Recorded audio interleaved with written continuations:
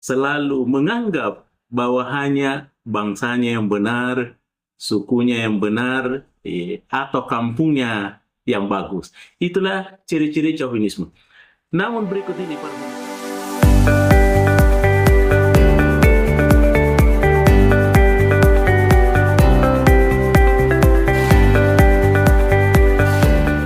Bismillahirrahmanirrahim. Assalamualaikum warahmatullahi wabarakatuh.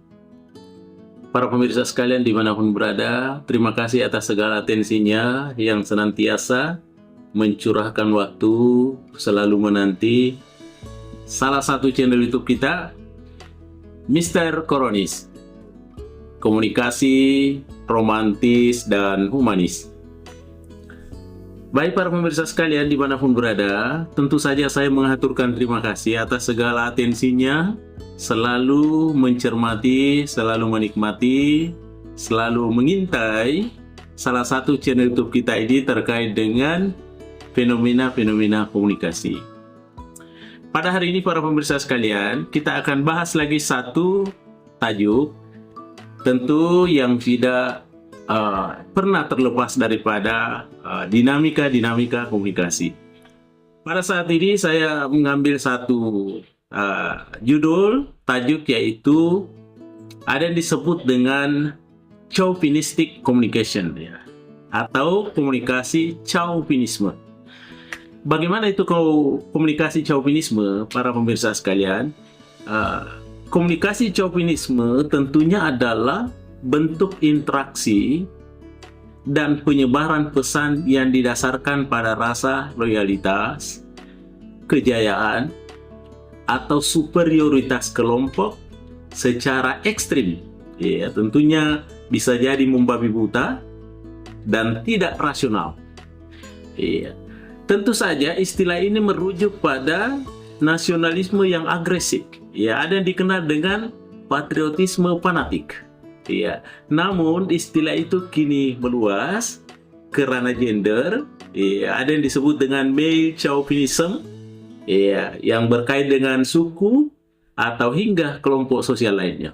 Intinya adalah komunikasi chauvinisme itu adalah tentunya yang selalu mengandalkan, yang selalu menganggap bahwa hanya bangsanya yang benar, sukunya yang benar, atau kampungnya yang bagus. Itulah ciri-ciri chauvinisme. Namun berikut ini para pemirsa sekalian, tentu kita akan melihat ya apa yang mendasari, apa yang membuat menjadi sebuah karakteristik sehingga dicurigai sebagai satu bentuk komunikasi chauvinisme atau chauvinistic communication. Yang pertama adalah tentunya ada superioritas kelompok yang agresif. Apa maksudnya? Maksudnya adalah pesan-pesan dalam komunikasi chauvinisme itu selalu mengagungkan pencapaian, identitas, atau karakteristik kelompok sendiri secara berlebihan. Ya, nada bicaranya tentunya dia cenderung merendahkan, meremehkan, dan meruntuhkan kredibilitas kelompok luar. Itu ciri khas yang pertama. Dan dia menganggapnya hanya dia yang benar. Ya, dia hanya menganggapnya bahwa hanya kelompoknya yang benar. Itu ciri pertama.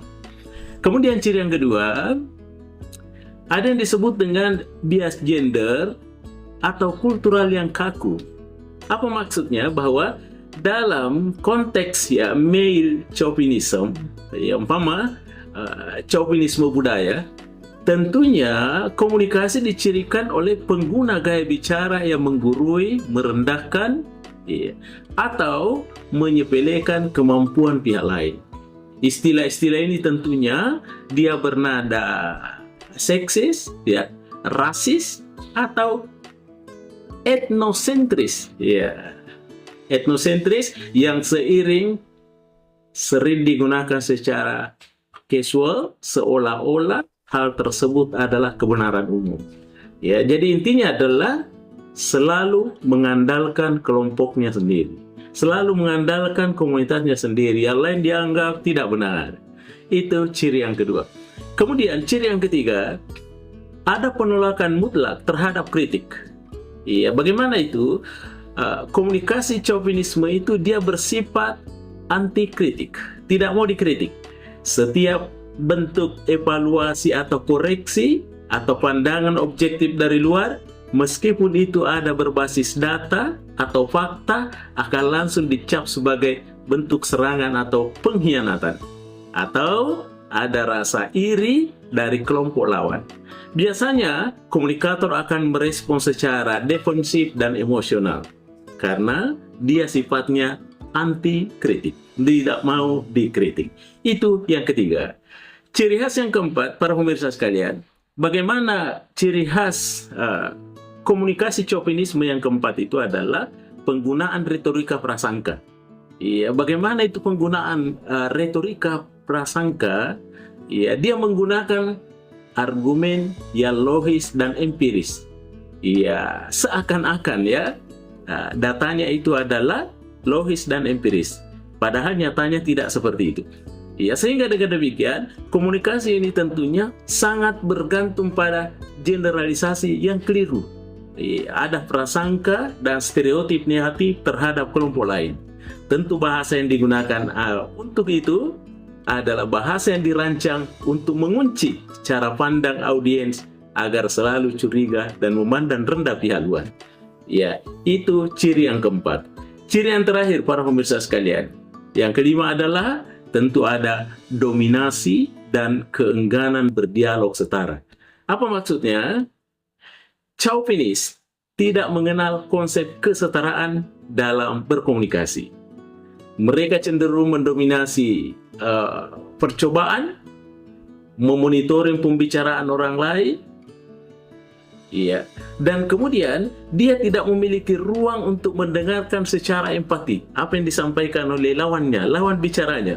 Sehingga dengan demikian, pesan yang dikirimkan itu, iya, tentunya adalah pesan yang selalu memojokkan pihak lawan. Iya, berkomunikasi dipandang sebagai medan pembuktian kekuasaan, bukan sarana pertukaran gagasan. Sehingga disinilah letak kekeliruannya. Makanya tentunya, iya, selalu muncul chauvinismenya. Mereka selalu beranggapan bahwa hanya dirinya yang benar, kelompoknya yang benar, sukunya yang bagus, bangsanya yang bagus, memandang remeh yang lainnya. Itulah ciri-ciri chauvinisme atau chauvinistic communication. Baik para pemirsa sekalian, saya kira inilah 5 yang merupakan penciri, ya, sehingga dicurigai bahwa ini adalah bentuk komunikasi chauvinisme. Terima kasih atas perhatiannya. Mr. Koronis mengundurkan diri. Assalamualaikum warahmatullahi wabarakatuh. Mr. Koronis. Ya.